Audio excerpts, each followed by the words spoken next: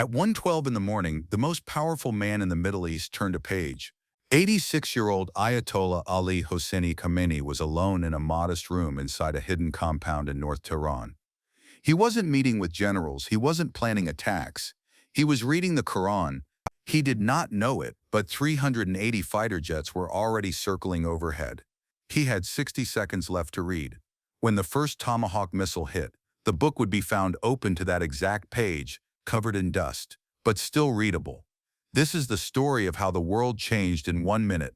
Just 48 hours earlier, the world was told peace was imminent. In Geneva, American and Iranian negotiators were finalizing a deal. Oman, the longtime mediator, announced a genuine breakthrough. Iran had allegedly agreed to stop stockpiling enriched uranium. The White House remained silent. But while diplomats talked, two U.S. aircraft carrier strike groups had quietly taken position in the Arabian Sea and the Persian Gulf. Not for defense, for launch. Analysts later confirmed what many suspected. The negotiations were a complete smokescreen. A senior Chinese academic from the Chinese Academy of Social Sciences put it bluntly, the United States and Israel have completely lost hope in negotiations. Leadership change in Iran is the goal. The operation had two names. The Americans called it Epic Fury.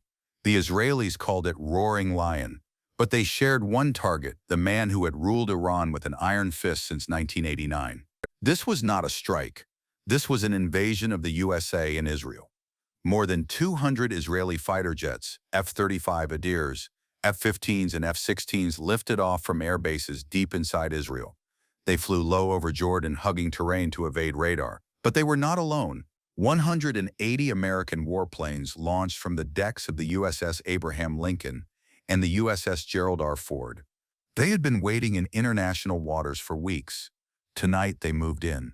The Americans came from the south, screaming over the Strait of Hormuz. The Israelis came from the west, cutting through Iraqi airspace without permission. They met in the skies above Tehran, a ghostly armada of 380 machines flying in perfect synchronization. It was the largest operational sortie in the history of the Israeli Air Force, and they knew exactly where they were going. For months, the CIA had been tracking Khamenei's movements with high-precision intelligence. They knew his routines. They knew his safe houses. They knew that on this night he would be in a specific compound in District 1, an area so secure that even most Iranian officials didn't know it existed.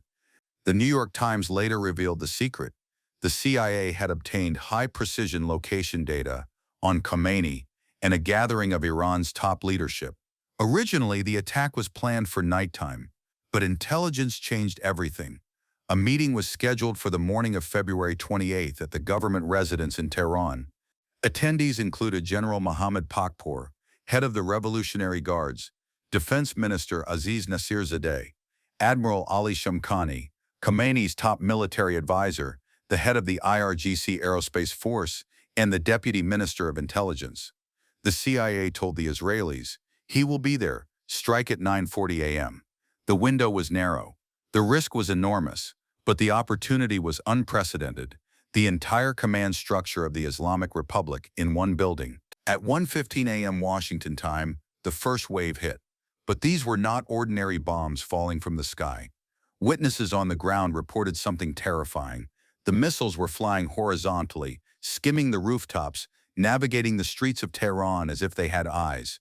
Two Tomahawk missiles flying horizontally toward targets, one Tehran office worker told AFP, just before the internet was cut. Israel's Channel 12 later revealed the scale of the attack. 30 bombs were dropped on Khamenei's compound alone. 30 precision weapons, designed to penetrate deep into the earth, aimed at one man. Khamenei was in an underground bunker beneath his office. But the bunker busters kept drilling. The first missile removed the outer wall. A second punched through the roof. The third, an American bunker buster, penetrated 3 floors of reinforced concrete and detonated directly above the basement meeting room. The meeting was scheduled for 9:40 a.m. The missiles arrived at 9:40 a.m. exactly. Inside that room, alongside Khamenei, were the men who ran Iran's military. Within seconds, they were gone. When the dust settled, the world learned the full extent of the strike. The Iranian state-affiliated Fars news agency confirmed the deaths of Khamenei's closest allies. General Mohammad Pakpour, the head of the Islamic Revolutionary Guard Corps, dead. Admiral Ali Shamkhani, Khamenei's top military advisor, dead. Defense Minister Aziz Nasirzadeh dead. But the strike didn't stop at the regime's military brass. According to Fars news agency, and confirmed by multiple outlets, Khamenei's family was also in the compound that morning. His daughter, his son-in-law, his granddaughter, his daughter-in-law, all killed. The house of the supreme leader had been erased from the earth. Hours later, Iranian state television, which had initially denied the reports, confirmed the unthinkable. In a formal statement, they announced, the leader and imam of the Muslims, His Eminence Ayatollah Sayyid Ali Hosseini Khamenei, on the path of upholding the exaltation of the sacred sanctuary of the Islamic Republic of Iran, drank the sweet, pure draught of martyrdom. President Trump posted on Truth Social, Khamenei, one of the most evil people in history, is dead. What this is the single greatest chance for the Iranian people to take back their country. Prime Minister Netanyahu told Iranians, this is your time to join forces, to overthrow the regime and to secure your future. But if the world thought Iran would simply collapse, they were wrong. Within hours, the Islamic Revolutionary Guard Corps launched wave after wave of missiles and drones. The U.S. Navy's 5th Fleet headquarters in Bahrain was hit. Al Udeid Air Base in Qatar, the heart of U.S. Central Command, was targeted. In Dubai, smoke rose from the iconic Palm Jumeirah. Kuwait International Airport was struck by a drone. The IRGC announced the closure of the Strait of Hormuz, the choke point through which 1/5 of the world's oil flows.